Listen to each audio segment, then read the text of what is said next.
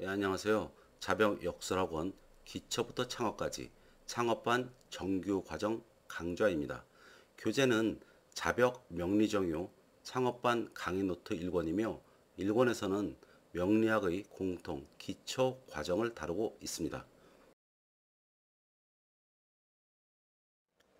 4강에서는 1장 음양, 사상, 3원, 오행 중 제4절 오행에 대해서 수업을 진행하도록 하겠습니다. 자, 그 4절 오행은요, 일항 오행이란부터 해갖고, 그 십항 오행 배속표까지 10개의 항으로 좀 양이 많게 나뉘어져 있습니다. 이 각 항을 하나씩 자세히 설명을 드릴 텐데요. 이 오행에서는 이해를 잘 하셔야 될 뿐만이 아니라 암기하셔야 될 부분이 좀 많습니다. 예, 암기하세요 하는 부분 꼭 신경 써서 암기해 주시기를 부탁드립니다. 자, 제1항 오행이란 화면에 그 적혀 있는 글을 먼저 읽어보죠. 자, 오행이란 5개가 움직인다는 것으로 행이란 글자는 조금씩 거릴 척자와 좌측 거릴 촉이 합쳐진 글자로 오행의 뜻은 5개가 멈칫거리며 조금씩 걸어간다는 뜻이 된다. 즉, 음과 양의 움직이는 형상과 모습의 각 단계를 표현한 것이 오행이다. 자, 이렇게 적어놨습니다. 행이란 글자요. 이게 조금씩 거릴 척자, 그 다음에 자축 거릴 촉자가 합쳐진 글자가 행이라 이렇게 적어놨습니다. 이 모양을요, 마치 그 어린 아이가 걷는 모양, 그 모습을 상상하시면 됩니다. 애기들이 이제 걸음발을 막 같이 시작을 하면 뭐 이렇게 앞으로도 좀 갔다가 뒤로도 좀 갔다가 왼쪽으로도 갔다가 오른쪽으로 갔다가 이렇게 띠뚱띠뚱거리면서 걷죠. 예, 이렇게 움직이는 것이 행입니다. 행.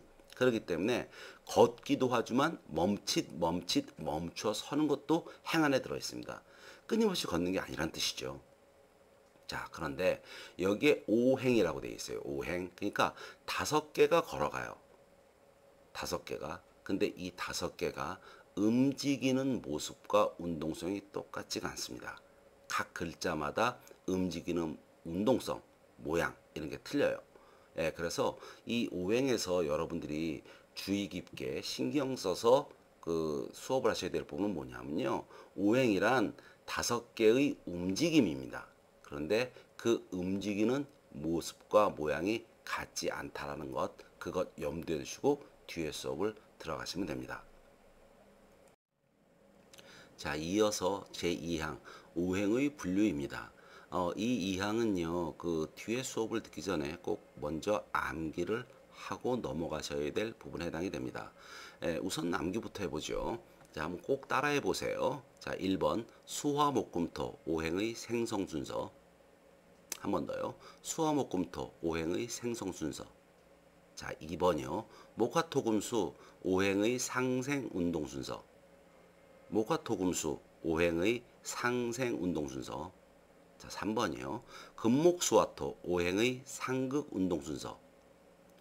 금목수화토 오행의 상극 운동 순서. 예, 여기까지 그 화면을 멈추고요. 꼭 암기를 하신 다음에 계속 이어서 들으셔야 됩니다. 역술인들이요. 주로 그 2번 항목 있죠. 2번 목화토금수 오행의 상생운동수서 주로 이 부분만을 많이 씁니다. 목화토금수 이렇게 얘기를 많이 해요. 그런데 여러분이 보다 심도 있는 공부를 하기 위해서는요. 오행의 생성 운동 순서와 오행의 상극 운동 순서를 전부 외우고 있어야 됩니다. 좀 실력 있는 역술인들끼리 얘기할 때는요, 야, 수화목금토 이렇게 단어가 나와요. 그럼 이 사람이 오행의 생성에 대해서 지금 얘기를 하고 싶어 하는구나. 예, 금목수화토 그러면 오행의 상극에 대해서 얘기를 하는구나. 예, 이렇게 그 이해를 하게 됩니다. 그래서 여러분이 이 부분은요, 꼭 외워두셔야 되고요. 특히 중급자 이상들은요, 맨날 목화토금수만 외웠는데 수화목금토와 금목수화토 이렇게 부르는 순서가 다른 게 있었어? 라는 것에서 힌트를 얻는다면 충분히 많은 부분을 생각해 본다면요. 보다 깊이 있는 원론 이치를 깨달을 수 있습니다. 자, 그렇기 때문에 이 항의 그 오행을 분류에 대해서는요. 꼭 암기를 하시고 넘어가셔야 됩니다. 자, 다음 3항으로 갈게요. 자, 그 사망, 오행의 운동성과 작용력의 특징이라고 되어 있는데요. 이 그 사망은 굉장히 중요한 부분입니다.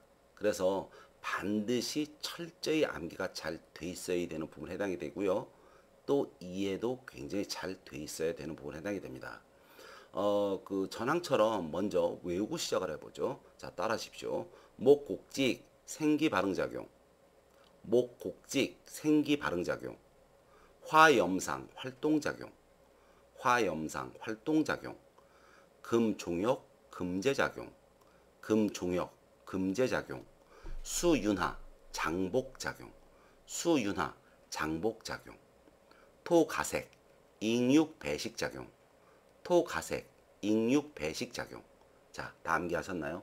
예, 이 부분은요, 그 화면을 멈추시고요. 다 암기하신 다음에 다음 설명을 이어서 들으셔야 합니다. 자, 목의 그 성향을요, 담게 됐으면 이제 그 설명을 드릴게요. 목의 성향. 예. 목이라는 글자는요, 나무죠. 자, 나무를 그 상상을 해보게 되면요, 나무에 여러 부위가 있겠지만 우선 그 가지나 뿌리의 그 끝과 그 중간 부분을 보게 되면 그 특징, 목의 특징이 가장 잘 나타나는데요. 이 나무에 보게 되면 생장점이라는 거 있죠. 생장점. 나무 끝, 가지 끝, 뿌리 끝 이런데 생장점이 있죠. 그래서 이 나무의 성향을 보게 되면 끊임없이 뚫고 나가려는 이러한 성향을 드러내고 있어요. 그 부분이 바로 직입니다. 직. 똑바로 뚫고 나가려는 것이 직이에요. 그리고 나무가 자랄 때 보면 어떻습니까? 굵어지기 전에는 약간 구불구불한 모양으로 이렇게 그 낭창낭창한 모양으로 자라죠. 그 구불구불한 모습이 바로 직입니다. 그래서 이 곡이라는 부분이 음에 해당이 되는 글자이고요. 직이라는 글자가 양에 해당이 되는 글자예요. 그래서 이 목의 성향은 나무다가 아니고요. 목의 운동성을 깨우쳐야 됩니다. 목의 운동성은 뭐죠? 곡직입니다. 곡직. 그래서 꾸불꾸불 기는 힘, 똑바로 뚫고 나가려는 힘, 이러한 운동성의 특징이 목이고요. 그리고 목에 이런 운동성 말고 어떤 성격적 특징이 있는데요. 이것이 뭐냐? 바로 생기 발응작용입니다. 이 생이라는 글자는 아무것도 없는데 튀어나온 거죠. 그래서 아무것도 없는데 기운이 나와갖고 이것을 발전시키는 작용을 한다 이런 얘기거든요. 그래서 목은 운동성이 꾸불꾸불 똑바로. 그래서 곡직이고요. 그리고 작용력은 바로 생기 발응작용입니다. 자, 그 다음에 두 번째 화의 부분을 볼까요? 화염상 활동작용이라고 해놨어요. 화염상 활동작용. 이 염이라는 것은 그 어떤 그 열기죠. 열기. 뭐 폭염 할 때 쓰는 열기죠. 예, 역시 이 부분이 음이고요. 상이라는 것은 위로 솟구쳐 올라가는 거예요. 그래서 이 뒤에 보게 되면 4번의 윤하, 얘는 아래로 내려가는데 불은 어때요? 위로 올라가는 거죠. 이 그 운동성이 하나는 이 염, 팽창하는 힘이고요. 그 다음에 상, 위로 올라가는 힘이에요. 그래서 화의 운동성은 뭐죠? 팽창하는 힘과 올라가는 힘입니다. 작용은요, 왕성, 활발하게 움직이는 활동작용에 해당이 됩니다. 다음은 3번 금인데요. 금은 금종역 금제작용이라고 되어 있습니다. 금종역 금제작용. 예, 여기에서 종이라는 것은 따르다란 뜻이죠. 혁이라는 것은 이 가죽혁자예요. 자, 여기에 이 부분도 역시 음과 양의 부분으로 이렇게 나와 있는데요. 예, 따르다와 이 혁은 가죽인데요. 우리가 혁명 이러죠. 그래서 이게 뒤집다는 의미를 갖고 있다고 그래요. 이 중국어 자전을 보게 되면요, 이 가죽혁자, 예, 이걸 보게 되면 가죽을 옛날에 그 쓸 때 보면 이제 동물이 털이 바깥에 나와 있게끔 이렇게 그 가죽이 되어 있는데요. 뭐 입을 때는 뒤집어서 입었나 봐요. 그래서 이것이 혁이라는 것이 뒤집다, 반대로 없다라는 의미가 들어있는 겁니다. 그래서 금의 운동성은 뭐죠? 따르거나 혹은 확 갈아엎거나입니다. 그렇기 때문에 이게 이 금의 성향은요, 이 군인 기질 같은 거예요. 뭐 협객, 군인 이런 기질인 거예요.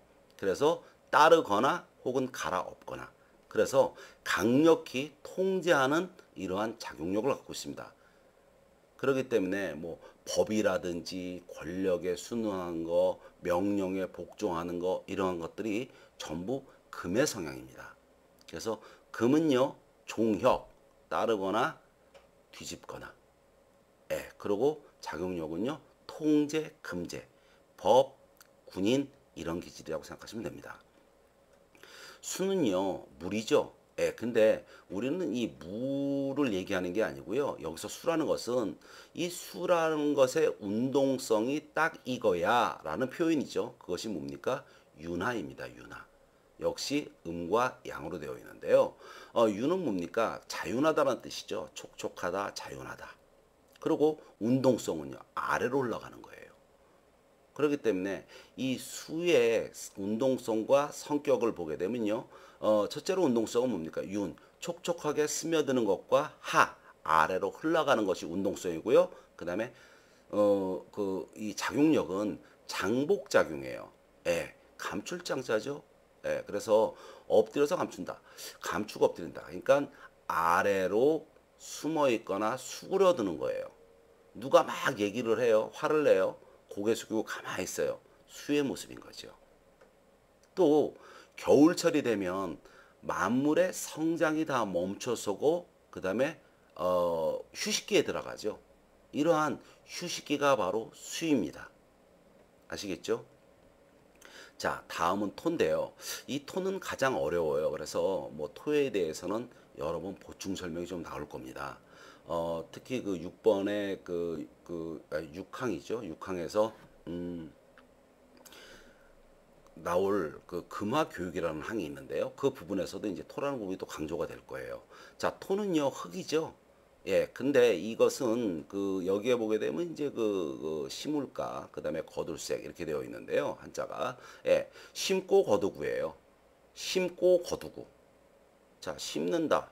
무엇인가 씨앗을 품었다는 뜻이 되죠. 거둔다. 추수하는 거죠. 거둔다. 그러니까 뭐예요?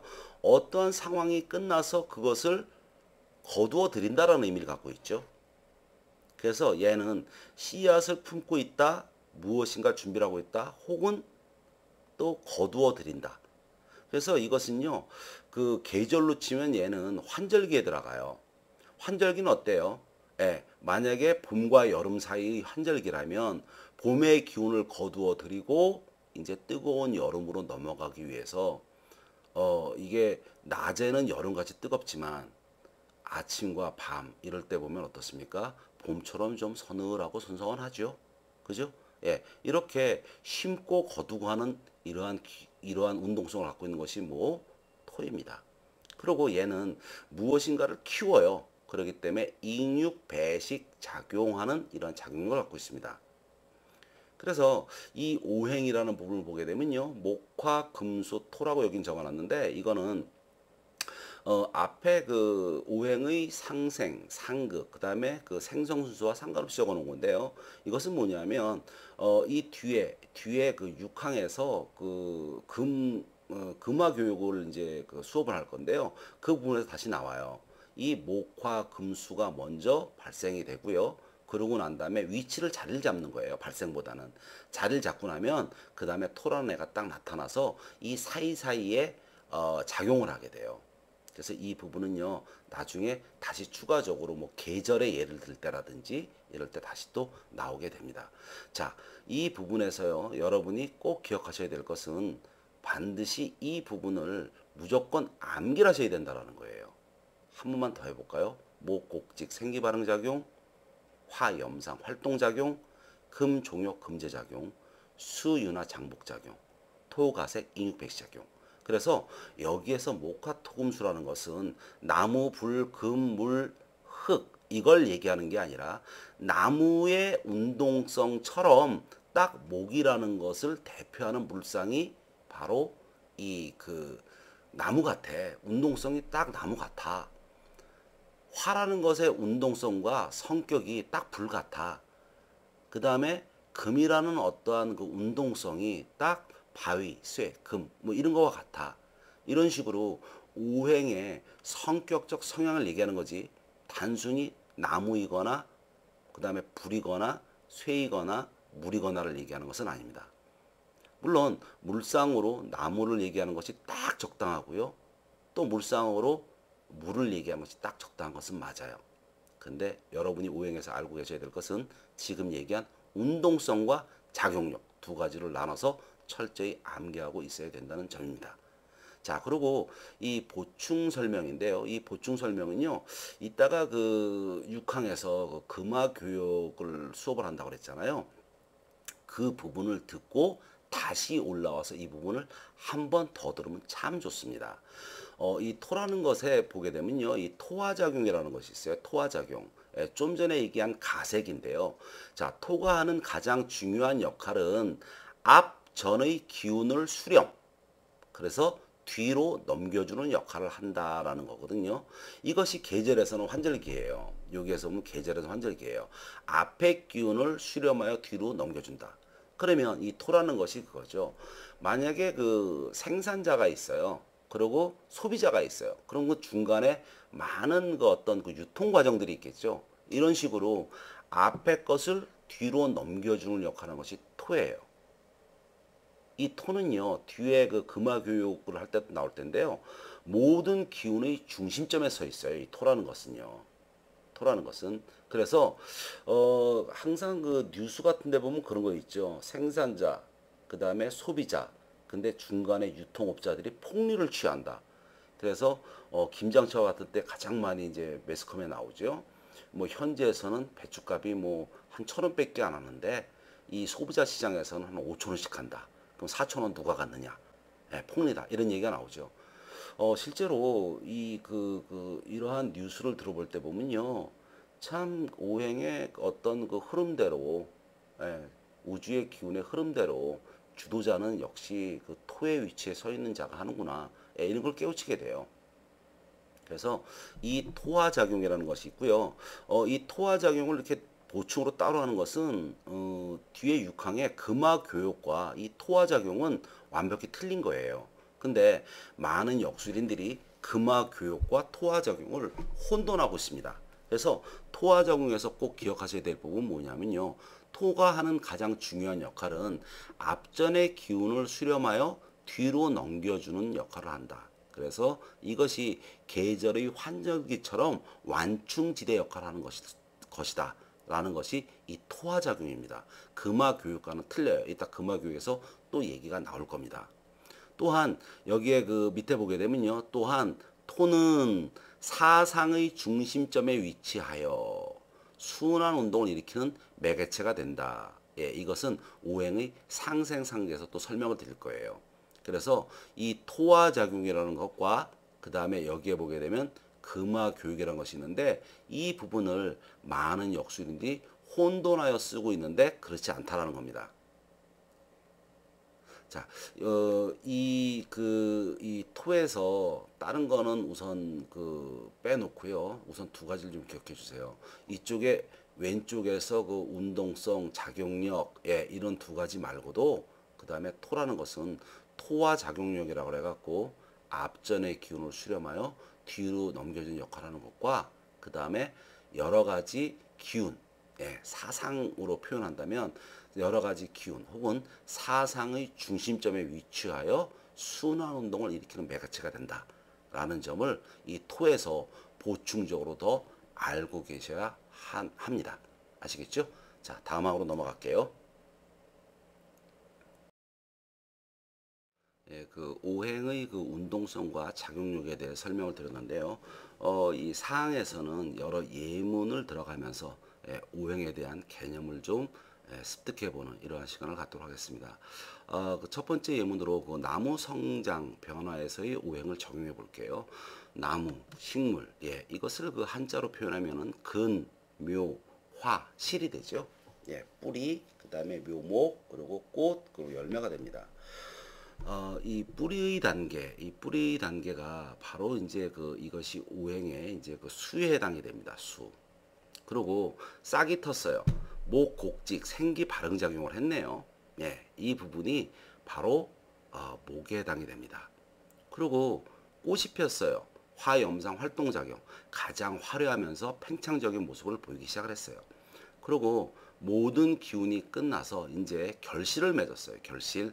이것이 금입니다. 목화금수.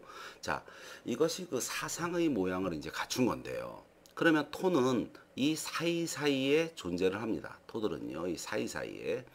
만약에 이제 뿌리가 있어요. 뿌리에서 이제 싹이 틀라고 해요. 그러면 싹이 트기 바로 직전까지의 단계, 그러니까 충분히 뿌리에서 씨앗이죠. 네, 씨앗일 수도 있고요. 여기에서 발화가 되기 전까지 그 과정 단계에서요, 중간자적 역할을 하는 것이 바로 이 토입니다.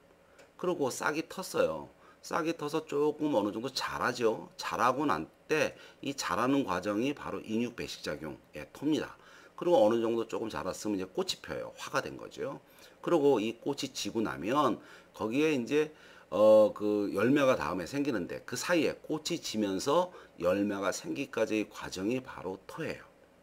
그리고 이제 열매가 됐어요. 그래서 열매가 다 무르익었어요. 그럼 어떻게 됩니까? 그러면 이제 모든 과정이 끝났죠. 그러면 얘가 다시 이제 수로 돌아가요. 그러니까 장복작용이죠. 이제 쉬러 가는 거예요. 그래서 태어나서부터 모든 결과를 이루고 이제 죽어요. 그렇기 때문에 바로 생로병사이죠. 그죠? 그리고 성장소멸입니다. 그래서 이 생로병사의 생로 사이의 토, 병사 사이의 토 이런 식으로 생로병사 성장소멸하는 것이 바로 사상의 모습이고요. 그 사이에서 그 과정을 연계해 주는 역할을 하는 것이 토입니다. 이것이 바로 오행의 운동성이에요. 아까 그 수업에 나왔던 좀 쉬운 거 계절로 해보죠. 봄, 여름, 가을, 겨울이 있어요. 추나 추동. 예. 그러면 여기에 봄이 있고 그 다음에 이제 여름이 있어요. 하. 그러면 어제까지는 여름, 그 다음에 내일서부터는 가을 이런 식으로 안 넘어가죠. 계절 사이에 환절기들이 쭉 있죠. 보면요. 그죠? 환절기. 그럼 그 환절기들이 뭡니까? 바로 전부 다 토예요. 토. 그럼 어때요? 이렇게 끊임없이 순환되는 것들은 여기 그 겨울이 끝났어요. 그럼 다시 토가 온 다음에 다시 어디로 넘어가요? 쭉 가서 다시 봄으로 가죠. 그죠? 예. 그래서 이 그 추나추동이 바로 목화금수예요. 그래서 봄은 이제 기운이 만물이 소생을 하기 시작을 하네요. 그래서 목이에요. 그리고요. 이 여름은 어때요? 가장 뜨겁죠? 예, 화입니다. 그죠? 그리고 가을은요. 모든 기운이 이제 다 성장을 했어요. 그래서 거두어들이니까 금. 겨울에는 이제 쉬어야죠. 예, 그러니까 수. 그래서 목화 금수. 환절기가 또 토입니다. 자, 그 다음에 다음 자연이 아닌 사람의 일과를 오행으로 또 표현해 보면 똑같아요. 아침에 이제 처음에 이제 아침에 일어나죠. 일어나요. 일어나. 그리고 이제 그 오후에 아니 오전에 그 직장에서 이제 근무를 하죠. 약 오후 중간까지. 그리고 이 퇴근을 해요. 그리고 밤에는 이제 그 잠을 자요. 수면을 취하죠. 수면을. 그러면 아침에 일어났어요. 그래서 이제 하루가 이제 시작되려고 해요. 그러면 요 깰 때, 여기 수면서부터 시작을 할게요. 자, 잠을 자고 나서 깨는 요 사이가 여기가 토입니다. 그래서 비몽사몽이죠, 아직. 그래서 여기가 토예요. 그리고 깼어요. 여기가 목이에요. 그리고 이제 깼으면 뭐예요? 이제 양치하고 식사하고 뭐 옷 갈아입고 어떻게 해요? 출근 준비를 하죠. 여기가 토입니다. 그죠? 그래서 직장에서 혹은 학교에서 하루의 가장 중심자적인 역할을 하는 활동을 해요. 화죠? 그리고 이것이 끝나면 어떻게 해요? 퇴근을 하려고 그래요. 이제 퇴근 준비 막 해요. 토입니다. 퇴근을 했어요. 그래서 퇴근을 하고 하루 동안 뭐 친구들도 만나고 좀 뭐 이렇게 뭐 술도 한잔 하고 이래요. 그래서 하루가 이제 마무리가 됐어요. 그리고 집으로 돌아오고 있어요. 토죠? 그죠? 그리고 돌아와서 뭐 씻고 뭐 어쩌고 저쩌고 뭐 TV 조금 보고 다 톱니다. 그러고 나서 또 잠을 자요. 이 부분이 수입니다. 그죠? 이렇게 하루가 또 순환이 돼요. 자, 물 갖고 한번 해볼까요? 하늘에 구름이 있어요. 구름이. 여기에 구름이 있습니다. 이 구름이 있으면 이게 얼음 알갱이죠. 얘가 수예요. 이것이 뭉치기 시작을 해요. 그러면 토입니다. 그죠? 뭉치기 시작을 해요. 토예요. 그러니까 뭉쳤어요. 뭉치고 나면 어떻게 돼요? 아래로 하강을 하죠. 하강. 예, 이것이 바로 목입니다. 그죠? 그래서 이 목이 다 내려와 갖고 땅에 많이 이제 쌓이기 시작을 해요. 토죠? 그러면 얘는 어떻게 돼요? 그냥 강력하게 물이 이제 그 세력을 형성하면서 아래로 막 흘러가기 시작을 하죠. 그죠? 이 흘러가는 기운이 뭐예요? 화입니다. 화. 그죠? 그리고 얘가 거의 다 흘러갔어요. 거의 다 흘러가갖고 이제 큰 강, 계곡으로 시작해서 시냇물로 흘러서 그 다음에 강으로 가갖고 강 하구에 도착했어요. 그럼 뭐예요? 운동성이 거의 끝나가죠. 수입니다. 그러고 난 다음에 여기에 그 바다로 갔어요. 바다. 그러면 어떻게 돼요? 여기가 끝난 거죠. 이제 운동성이 끝난 거예요. 그래서 구름이 아래로 내려와서, 그죠? 아래로 내려와서가 목이죠. 그 다음에 시냇물로도 흘러가고 계곡물로도 흘러가고 그 다음에 저기 그 강으로도 흘러가고 했어요. 큰 강에 이르러서 얘가 멈춰지기 시작을 해요. 금입니다. 그 다음에 모든 운동관이 끝났어요. 수죠. 자, 이 부분에서요. 이 부분을 그 지우고요. 얘는 그 역으로 좀 한번 해볼까요? 예, 여기에 지우개로 요 부분을 좀 지워보죠. 좀 전에는 그 구름에서 이제 시작을 했습니다. 근데 요번에는 거꾸로 이거는 역으로 바다에서 시작을 할 수도 있죠. 예. 바다에서 처음에 바닷물이 있어요. 바닷물이. 예, 여기에 바다가 있습니다. 바닷물에서 이게 바닷물이 있어요. 예, 이 물이 수증기로 이 증발을 해요. 증발. 예, 증발하는 과정이 뭐죠? 목이죠. 시작이 됐어요. 운동성이. 그럼 바다는 수겠네요. 그죠? 그리고 얘가 증발해갖고 맹렬한 속도로 하늘로 올라가고 있어요. 화죠? 그래서 하늘에 다 도달이 돼갖고 이제 더 이상 갈 데가 없어요. 금입니다. 그죠? 그러면 이 사이에서 뭐예요? 바다에서 증발하기 전까지의 요 과정이 토입니다. 막 증발을 시작해서 맹렬히 올라가는 이러한 과정이 바로 또 토고요. 그 다음에 막 올라가서 얘가 이제 속도가 줄어요. 막 그 가속도로 막 뭐 시속 100km로 막 올라갔다면 이제 속도가 거의 줄어요. 그러면 이 부분이 또 토예요. 속도가 줄어가는 부분이. 그리고 다 도착했어요. 그러고 나서 이제 얘가 다시 또 어떻게 돼요? 수로 가죠. 그러면 요번에는 상승을 기준으로 바다에서 설명을 했고요. 아까는요 하강을 기준으로 구름으로 설명했어요. 그러면 구름이 하늘에 있으니까 양이라고 그럴까요? 양이라면 양에서 출발한 것이 있고요. 바다가 음이라면 밑에 있으니까요. 또 여기서 출발한 것이 있어요. 그럼 이것은 뭐예요? 음양의 순환이죠. 그래서 음 속에 사상이 들어있고 양 속에도 사상이 들어있어요. 목화 금수가 다 들어있습니다. 이러한 것이 바로 오행의 운동성입니다. 그러니까 실전사주에서요. 이 오행의 운동성은 실제로 이 오행으로 목화 토금수라는 오행으로 불려 쓰기도 하고요. 또 십신이라고 이제 그 일권의 제일 끝부분에 나오는 그러한 수업이 있어요. 거기에서도 그 이 오행의 기운처럼 씁니다. 오행의 기운처럼. 그래서 이 부분은요, 오행의 운동성의 부분은요, 여러분들이 일상생활에서 일어나는 모든 것들을 다 오행의 운동성으로 표현할 수 있을 만큼 숙달을 잘 시켜 두셔야 합니다. 자, 아시겠죠? 자, 그 앞에 부분의 수업은 초급자분들은 좀 많이 어려운 부분도 있으셨죠. 예, 그러나 여러분들이 그 어차피 그 고수가 되기 위해서 창업까지 가기 위해서는 초급뿐만 아니라 중급을 거쳐야 되는데요. 이게 그 초급반, 중급반 이렇게 나뉘게 되면 사실은 초급반에서는 아주 그냥 뭐 외우세요 하는 것 정도 외에는 크게 설명할 것들이 많지가 않아요. 근데 이 강좌를 초중급으로 엮어서 한꺼번에 끝내야 그래야 여러분들이 그 균형 잡힌 이러한 그 체계를 갖출 수가 있습니다. 오항은 그 오행의 생극인데요. 이 부분은 아주 그 센 기초적인 부분이에요. 그래서 이 부분은 뭐 중급자 분들은 좀 심심할 것이고요. 초보자 부분은 이 부분은 꼭 무조건 외워 놓으셔야 돼요.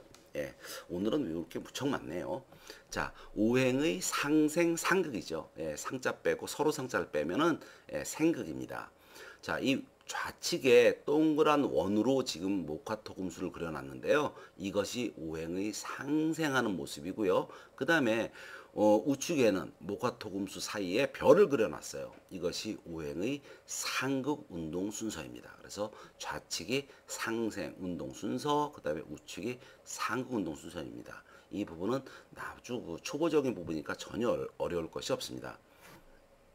자, 오행의 그 운동성과 작용력을 그 앞에서 설명을 했는데요. 여기서는 그냥 물상으로 하죠. 물상으로. 예, 물상하는 것이 조금 쉽습니다. 예, 나무, 불, 흙, 그 다음에 그 쇠, 예, 그리고 또 저기 물 이렇게 그 물상으로 설명을 드릴게요. 우선 생을 보게 되면요. 예, 목생화. 예, 나무는 불이 잘 크게 자랄 수 있게 잘 필 수 있게 크게 도와주죠. 그래서 나무는 불을 생합니다. 불은 화생토. 예, 불은 모든 것을 태워서 흙으로 만들어 버리죠. 그죠? 나무도 태워서 재로 만들고 다 흙으로 화해 버려요. 그래서 불은 토를 생합니다. 이 토는 세월이 지나면 어때요? 단단한 바위나 금속 이런 걸로 이렇게 변하게 되죠. 이제 압력도 받고 그러게 되면요. 그래서 토는 금을 생합니다. 이 금생수 단단한 물질은 물을 존재하게 해줘요. 만약에 집안 속에 땅 속에 바위가 없다면, 땅 속에 지반이 없다면 물이 습기로만 존재하겠죠. 지하수로 존재할 수가 없어요. 그죠? 그래서 이 단단한 물질은 물이 보존되게 해줘요. 그리고 당연히 물은 또 나무가 잘 자라게 도와줘요. 이것이 바로 오행의 상생입니다. 그래서 아까 2항에서 외웠죠. 오행의 상생 운동 순서 목화토금수. 예, 이거는 그대로 이 부분대로 이렇게 외우시면 됩니다. 자, 목화토금수 한번 따라해 보세요. 목화토금수 목생화, 화생토, 토생금, 금생수, 수생목. 자, 이거는 별로 어렵지 않죠. 그러나 초보자분들은 목생화, 화생토, 토생금, 금생수, 수생목, 목화토금수 이렇게 노래하듯이 좀 외우셔야 하고요. 우측에 그 상극을 보면요, 이 부분은 그 이항에서 외웠던 금목수와 토의 형태를 금목수 화토의 형태를 갖고 있질 않아요. 아무리 살펴봐도요. 예, 그거는 요 뒤에 항에서 왜 금목수와 터이냐는 거기서 설명을 드리기로 하고요. 여기서는 좌측의 그림과 똑같죠. 예, 여기 원과 별을 빼면 오행의 위치가 똑같아요. 그래서 초보자분들은 이 모양으로 외우는 것이 쉽습니다. 초보자분들은요. 그러나 중급자 이상들은 금목수화토의 원리를 꼭 아셔야 되고요. 초보자분들도 금목수화토의 원리를 나중에 깨우치셔야 해요. 자, 상극 운동을 설명해 보죠. 목극토, 예, 목서부터 내려가면 돼요. 별 모양 그대로 그리시면 되는데요. 예, 목극토부터 시작을 할게요. 목극토. 나무는요, 흙을 이렇게 막 뿌리로 뚫고 들어가고, 그 다음에 흙이 흘러가지 못하도록 뿌리로 막 엉켜서 꽉 붙잡고 있죠. 꼼짝달싹 못하게 막 붙잡고 있어요. 그죠? 그래서 뚝이나 제방, 뭐 이런데 경사면에 나무가 없으면 어떻게 돼요? 비 오면 흙이 막 쓸려 내려가죠. 그래서 이 토는 목에 의해서 강력히 통제를 받을 수가 있어요. 그래서 목극토입니다. 토는 어때요? 토극수, 예, 산이나 제방, 뚝 이런 것처럼 어때요? 물을 가로막거나 또 가두거나 할 수 있죠. 그래서 토극수입니다. 수는요, 수국화. 이건 너무 쉽죠. 예, 물로 불 끈다. 너무 쉽고요. 화극금. 예, 쇠는 금의 쇠는 이 금의 기운들은 불을 만나면 어떻게 돼요? 녹죠. 그죠? 또 뜨겁게 달궈지기도 해요. 그래서 이 단단한 쇠는 이 고용화된 어떤 형체 이것을 바꾸기 어렵지만 화로 막 이렇게 달구면 어떻게 돼요? 그 낫도 되고 칼도 되고 뭐 밥그릇도 되고 여러 가지가 되죠. 그래서 이 화는 쇠를 강력히 조절할 수가 있어요. 마음대로. 예, 그래서 화극금입니다. 금은요, 금극목. 이 바위가 많은 곳에서 나무가 자라기가 좀 어렵죠. 또 이 도끼 같은, 뭐 톱 같은 이러한 금속류들은 나무를 또 쉽게 자르기도 하고요. 그죠? 그래서 금극목입니다. 자, 초보자분들은요, 아까 목생화, 화생토, 토생금, 금생수 이렇게 상생을 외웠듯이 여기서 상극을 외우셔야 돼요. 목극토, 토극 수, 수극 화, 화극 금, 금극 목. 예, 이 순서대로 꼭 외우셔야 돼요. 그래서 목화토금수를 손가락 모양으로 이렇게 해놓고 손가락을 보면서 중지 손가락을 목, 그 다음에 검지 손가락은 수, 그 다음에 반지 끼는 약지 손가락은 화, 그리고 엄지 손가락은 금, 그리고 소지, 새끼손가락은 토. 이렇게 동그랗게 손가락 끝을 이렇게 눈앞에다 갖다 두고, 예, 이것이 원으로 돌면 상생, 그 다음에 별을 그리면 상극, 예, 이런 식으로 외우셔도 되고요. 그래서 초보자분들은 이러한 부분을 외우는 것도 조금 힘들어 하시는 분들도 있어요. 근데 이 앞에 수업이 중고급자를 대상으로 하는 설명이 너무 많이 나왔죠. 예, 이 역술 공부는요, 뭐, 이렇게 한 번 기초반 배우고, 그 다음에, 중급반 배우고, 고급반을 배울 때, 처음부터 끝까지 계속 반복을 하면서, 보다 심도 있게, 심도 있게, 심도 있게, 이런 식으로 배워요. 그래서 여러분들이 이 강좌를 딱 한 번 듣고 끝내지 말고요. 이 강좌가 한번 다 끝나고 나면요. 다 끝나고 나면 1강부터 다시 들어보세요. 그러면 그때 이것을 받아들이거나 이해하는 그러한 능력이 틀려져요. 훨씬 더 깊고 심도 있게 이렇게 들리게 돼요. 그리고 지금 수업이 좀 어려운 부분이 있었던 그 초보분들이 있잖아요. 그냥 두려워하지 마세요. 그냥 가세요. 뭐 아는 만큼 이해하고 모르는 거는 몰라 하고 그냥 가세요. 그래서 끝났어요. 이 순환이. 그러면 한번 다시 순환해 보세요. 아까 위에서 구름을 기점으로 바다라고 한 것과 바다를 기점으로 다시 구름을 한 것처럼 한 번만 더 순환하세요. 그래서 한 2바퀴 돌면 이 얘기였구나 다 알게 돼요. 그래서 이거 뭔가 초보 강좌가 왜 이렇게 어려워 기초반이라더니, 예, 이렇게 생각하지 마시고요. 지금 어렵더라도 순환하시면 돼요. 그래서 오행의 이 상생 운동 순서처럼 뱅글뱅글 도는 것도 방법이고요. 또 부분 끊어서 내가 모르는 부분만 툭툭툭툭 치면서 이렇게 공부하는 상극의 공부 방법도 괜찮아요. 예, 어찌되었던 이 공부가 어렵게 느끼시는 분들도요, 잘 쫓아오셔야 또 여러분들이 중급 이상, 고급 이상으로 가게 되니까 너무 어려워하지 마시고요. 자, 다음 항목으로 넘어갈게요. 자, 앞에서 잠시 언급이 됐던 제6항 금화 교육입니다. 여기에 그 화면에 그 2개의 그림이 있어요. 왼쪽에는 하도라고 되어 있고요. 오른쪽에는 낙서라고 되어 있습니다.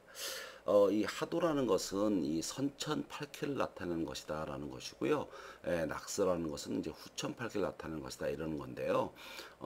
이제 간략히 설명을 드리면 이 전설 같은 얘기인데요. 이 하도는 옛날에 그 중국의 복희라는 분이 계셨었어요. 복희 씨. 예, 이분이 황하에서 그 솟아오르는 용의 배에서 쉬운 5개의 점을 봤답니다. 그걸 보고 어떤 자연의 이치를 깨달았어요.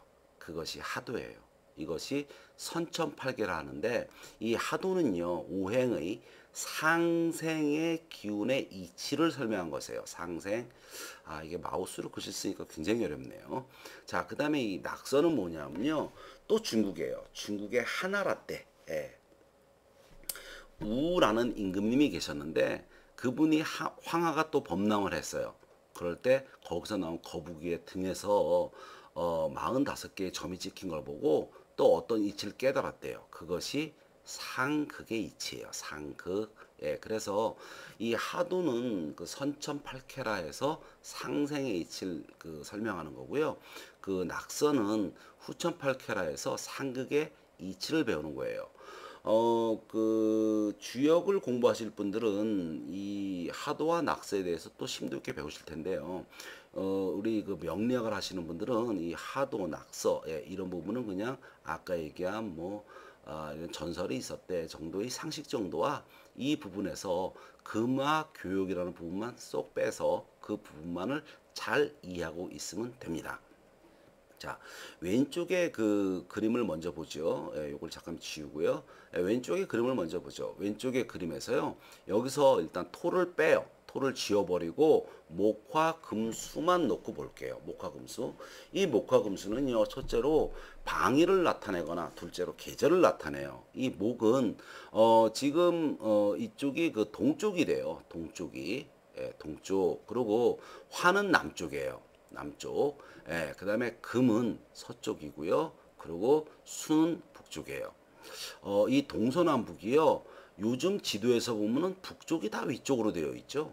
북쪽이 다 위쪽으로 되어 있고 이것이 이제 좌우가 바뀌어요. 그래서 북쪽이 위쪽으로 나오고 남쪽이 아래로 나오고 동쪽이 우측에 있고 서쪽이 왼쪽에 있는 지도는 이렇게 돼 있어요. 그런데 우리 동양학에서는요. 동양에서는 지구에서 우주를 바라본 기운으로 이걸 보기 때문에 남쪽을 위쪽으로 북쪽을 아래쪽으로 그립니다. 항상.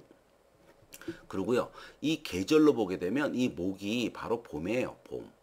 예, 봄. 그리고 이 화가 바로 여름이고요. 그 다음에 서쪽인 금이 가을이에요. 그리고 북쪽 춥죠. 예, 이쪽이 겨울입니다. 이것이 목화금수예요. 그래서 이 사상의 기틀은 세상 만물을 구성하는 어떤 기본적인 형태의 틀이 되는데요. 이것이 동서남북 또는 계절로 놨을 때 가장 설명하기가 쉬운 예문이 됩니다. 그러면요, 좀 전에 토가 없다고 그랬어요. 그러면 지금 원이 금부터 시작을 해보죠. 아까 좀 아까 5항에서 배웠던 그 오행의 상생을 해볼게요. 금생수, 수생목, 목생화 하고 나서 화생토에 되는데 토가 없어요. 그럼 어떻게 돼요? 순환이 뚝 끊어져 버리죠. 그죠? 그런데 여기서 토가 나타났어요. 토가 없으면 순환이 뚝 끊어지는데 토가 다시 이렇게 나타났어요. 토가 나타나면 어떻게 돼요? 화생토, 토생금으로 순환이 발생이 되죠. 이런 식으로 이 토가 발생이 되면 오행의 운동이 일어나요.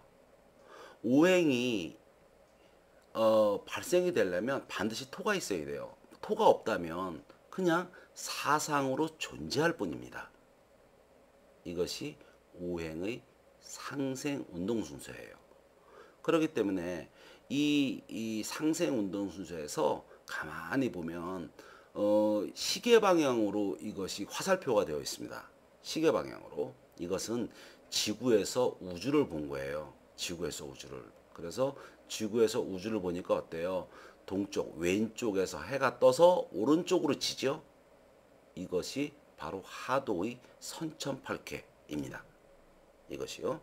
그리고 우측을 볼까요? 예, 우측을 보면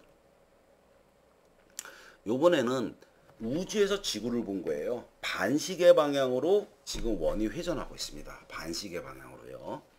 자, 수서부터 해보죠. 수국, 화극, 금극, 목까지 갔어요. 그런데 토가 없습니다. 아까처럼 또 여기에서도 토가 없어요. 토가 없으면 어떻게 됩니까? 순환이 멈춰버리죠.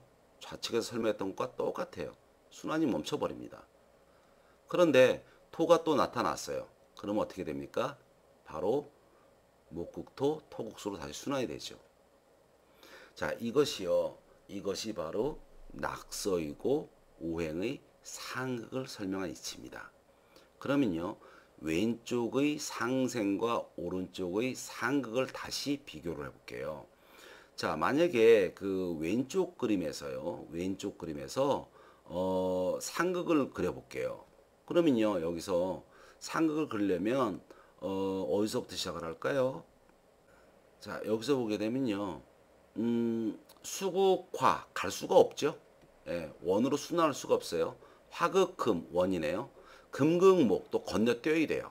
그죠? 목국토는 바로 붙어 있어요. 그 다음에 토국수. 자, 어떻습니까? 운동의 일관성이 없죠. 이쪽에 보면 운동의 일관성이 없어요. 또 오른쪽에서 상생을 만들어 보게 되면요, 목생화 건너뛰어야 돼요. 이렇게 건너뛰어야 돼요. 화생토 바로 옆에 붙어 있네요. 토생금 올라가 있어요. 그런데 금생수 하려면 또 건너뛰어야 돼요. 이렇게. 그러니까 운동성의 일관성이 없죠. 그죠? 근데 이것이 아까처럼 금과 화의 위치를 이렇게 바꾸게 되면요. 운동성의 일관성이 생겨요. 운동성의 일관성. 그래서 여기에 보게 되면 목생 화, 화생 토, 토생 금, 금생 수, 그 다음에 수생 목이라는 이런 일관성이 생깁니다. 이것이 바로 오행의 상생 순서라면 이 부분에서 이 화와 또 금의 위치를 서로 교역시켜 버려요. 뒤집어서 바꿉니다. 그러면 이쪽에서처럼 위치가 바뀌게 되면 어떻게 돼요? 운동성을 반시계 방향으로 돌리면서 상극 운동이 일어나게 됩니다. 그래서 목극토, 토극수, 수극화, 화극금, 금극목 이렇게 상극 운동이 일어나요. 이것이 바로 뭡니까? 금화교육입니다. 금화교육.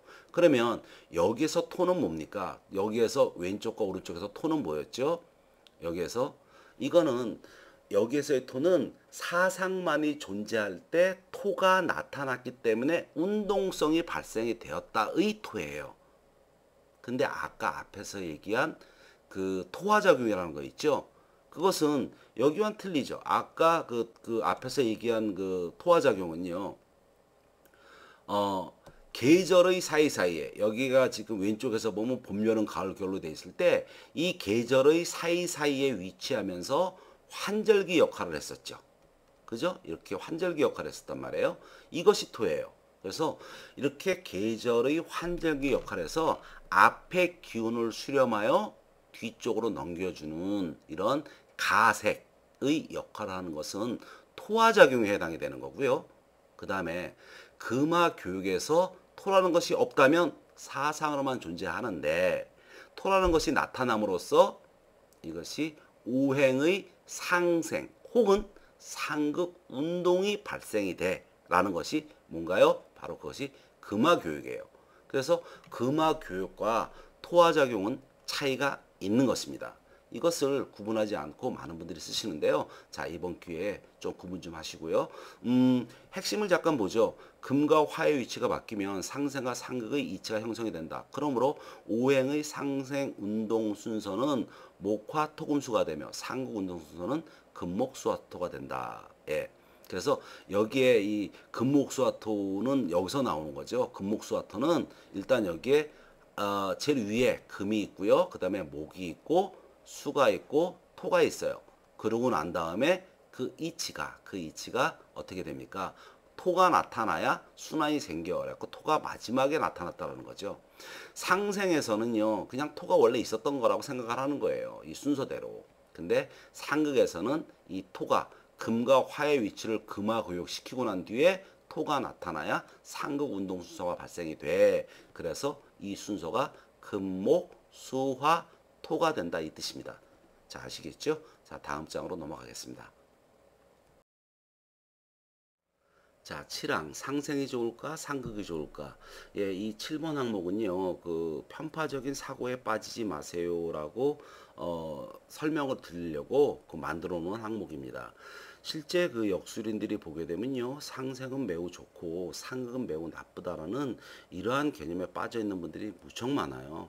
그래서 궁합 같은 것을 볼 때 이 극하는 요소가 좀 있거나 충하는 요소, 이제 충돌하는 거라고 그러죠. 그것도 이제 극과 마찬가지의 그 의미로 받아들이시면 되는데요.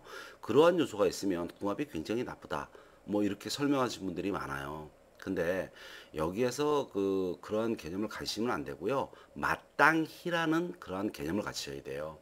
마땅히 생을 하는 것이 좋은 것은 반드시 생해야 하고요. 마땅히 극하는 것이 좋은 것은 극을 해야 돼요. 이 상극에서 예를 들어서 상생이 좋다, 상극이 좋다. 이 조화와 협력 부분에선 상생이 좋죠. 그렇지만 상극이 없으면 올바라지지 않습니다. 자, 만약에 아이가 있어요. 아이가 있는데 아이가 말을 안 들어요. 그러면 이 아이를 야단을 치는 것도 교육이죠. 이런 식으로 상생, 상극은 모두 필요하지 상생만이 좋다는 이러한 편파적인 사고에 빠지시면 안 돼요. 1번, 2번 상생의 시대, 상극의 시대 이렇게 적어놨는데요. 예전에는 옛날이죠. 옛날에는 아마 자연을 활용하고 이용하는 쪽에 많이 치중이 됐겠죠. 과학기술도 발달이 안 되고 문명, 뭐 도구 이런 것이 좀 약했을 테니까요. 그래서 물이 있는 곳에서 농사를 졌을 거고요. 그것이 수생목이죠. 그리고 나무가 많은 곳에서 땔감을 얻었을 거고요. 이것이 목생화일 거고요. 화전매들처럼 산을 태워서 나무를 태우고 해갖고 이 비옥한 토양을 얻는 화생토에 이러한 농사법도 있었고요. 그리고 흙 속에서 뭐 금속이나 광물질을 찾아내는 이런 토생금도 있었고, 그리고 또 물이나 뭐 이런 것들을 뭐 그릇이라든지 뭐 옹기 이렇게 단단한 물질 이런 것에 담아두는 이러한 금생수의 시대, 상생의 시대에 많이 살았을 거예요. 그런데 요즘은 어떻습니까? 뭐 이 문명의 이기가 엄청 발달이 되고 각종 도구 장비, 뭐 기계 장비 발달이 잘 돼 있죠. 상극의 시대에 많이 살고 있죠. 그래서 목국토, 일단 목국토. 일단은 이 산이나 제방 또 고속도로를 낼 때 경사면 같은 거 있죠. 그런데 나무를 식재해서 그 흙이 흘러내리지 않게 꽉 잡아주죠. 그죠? 그리고 토국수, 댐이나 저수지 이런 거 크게 축조해 갖고 물을 치수하고요. 그다음에 수국화, 뭐 각종 열기를 이 물로 식히고 있죠. 냉기로 식히고 있죠. 그래서 에어컨 같은 것도 보게 되면 그 공기의 열 치환 작용으로 인해서 물이 발생이 되죠. 수국화. 그다음에 화극금. 각종 이 금속류들을 강력한 열로서 이 재련을 해갖고 우리가 필요한 각종 도구도 만들어내고요. 금극목, 단단한 쇠로 가구라든지 이런 것도 만들어내고요.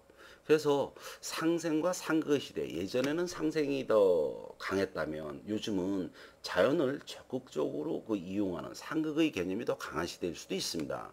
그런데 이 상생과 상극에서 상생은 조화, 그 다음에 여기 상극은 통제와 어떠한 조절, 이런 개념이 있다면 사람은 순리를 좀 좋아하는 성향이 있죠. 그래서 상생만을 선호하게 되는 경우가 많아요. 근데 아까도 잠깐 말했지만 그 어, 분재하시는 분들 보면요.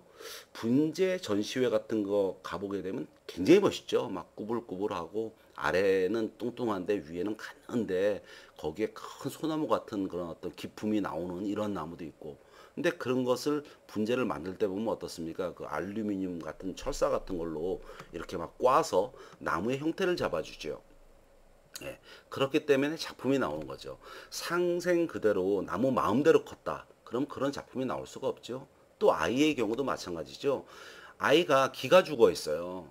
그 다음에 아이가 좀 위축돼 있어요. 그러면 상생해 줘야죠. 아니야, 너는 잘할 거야. 너는 굉장히 용감해 보이는 걸, 똑똑해 보이는 걸 상생해 줘야죠. 근데 아이가 거짓말하고 싸우고 막 친구들에게 못되게 굴고 해요. 예. 그래서 이럴 때는 달래거나 이해시키는 것도 좋지만 강력히 훈계하는 것, 상극이죠. 예, 이것이 또 필요하죠. 범법자도 마찬가지죠. 강력히 통제하지 않는다면 이 세상이 어, 조절이 스스로 잘 안 되죠. 약육 강식 이런 식으로 변할 수도 있으니까요. 그래서 상생과 상극은 모두 필요한 것이지 이 상생만이 좋고 상만이 나쁘다. 이러한 개념은 좀 빠지시면 안 됩니다. 그렇기 때문에 사주에서도 마찬가지예요. 사주에서도 상극이 필요한 사주가 있어요. 그런 사주들은 상극의 운이 와야 발전을 굉장히 크게 합니다. 이제 나중에 이권이 되면 뭐 양인격, 그다음에 칠살격 이런 걸 배워요.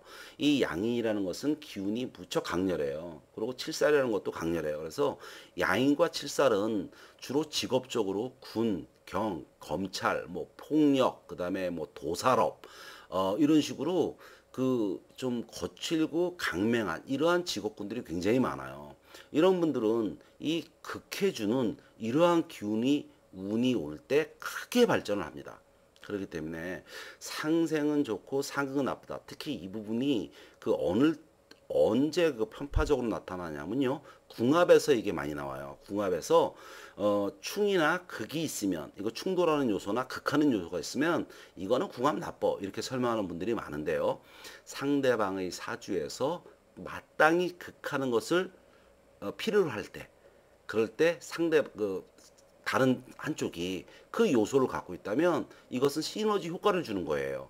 그렇기 때문에 상생이 좋을까 상극이 좋을까에서는 모두 필요한 것이며 마땅히 필요한 부분을 취했을 때가 가장 이것이 조화가 잘 되고 좋은 것이고, 상생이 필요 없는데 상생을 더해주면 그건 역시 나쁜 것이고요. 그 다음에 상극이 너무 두려운데 또 상극을 하게 되면 이것은 소멸되어 버릴 수도 있어요.